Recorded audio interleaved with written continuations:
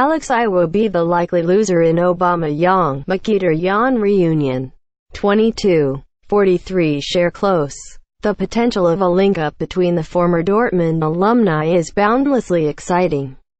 But it is the Nigerian youngster who seems most in danger. Comment by Solace Chukwu. Follow on Twitter by It may be that Arsene Wenger has Chelsea's number now.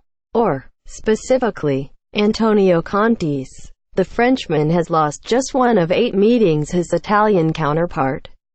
A run of dominance cemented further on Wednesday night. The pall cast by the sale of Alexis Sanchez to Manchester United was lightened somewhat by the movement of Henrik Mkhitaryan in the opposite direction. The former Borussia Dortmund man is a thoroughbred in his own right, and he will certainly relish linking up with a more free-flowing Arsenal team shorn of their Chilean soloist. Really though, there is more excitement for the prospect of his reunion with former teammate Pierre-Emerick Aubameyang, for whom the Gunners are in negotiations. That tantalizing potential, in conjunction with another triumph over their London rivals, has put an entirely new complexion on Arsenal's season. The Gabon international has made no secret of his desire to seek new pastures, even given the curiously low level of interest in a striker with his numbers. A couple of weeks ago, it looked like the destination would be China, but Sanchez's dissatisfaction had opened a window into the bright lights of the Premier League. There have understandably been some reservation regarding his style, and how he might fit at top-tier sides, requiring a particular type of service. Playing within a particular style, it all seems a little too high maintenance. However, fewer top sides would be a better fit than Wenger's Arsenal, and both sides would get just what they need out of it. For Arsenal, a mobile centre-forward who is constantly on the move. For all their vaunted intricacy, late Wenger-era Arsenal can suffer from a deficit of incisive movement in attack. For Aubameyang, a higher profile, as well as elite service from 2 of world football's finest playmakers. One of them with whom he is familiar and has thrived alongside. Alex Iwobi, 2017-18 stats. If all 3 are to play together, then that would mean fewer spaces in the team for others. This is what made Wednesday's game against Chelsea all the more relevant. It was, in a way, a chance to make a lasting impression on the mind of the boss, in anticipation of fierce competition. If so, and going by the performances, then it may well be Alex Iwobi most immediately sacrificed on the altar of the Mkhitaryan-Aubameyang fellowship. Not that the youngster was poor.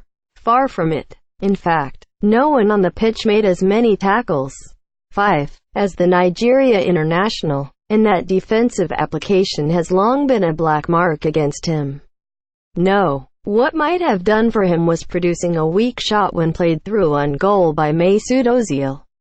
In the second half, the game was very much in the balance at the time, and it was hard not to hark back to the immediate former occupant of that position on the left of the attack. For all his foibles, Sanchez was always a reliable enough finisher.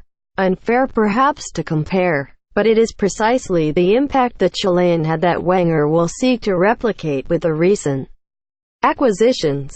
If the Aubameyang deal does happen, Iwobi's inability to seize that opportunity may have been the signal for his lack of readiness.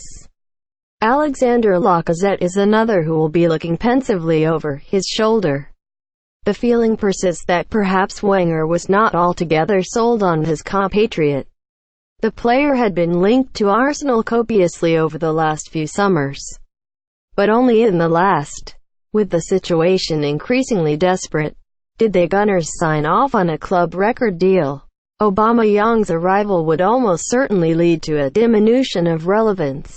The Dortmund man is quicker, more agile, and has a far superior return in front of goal.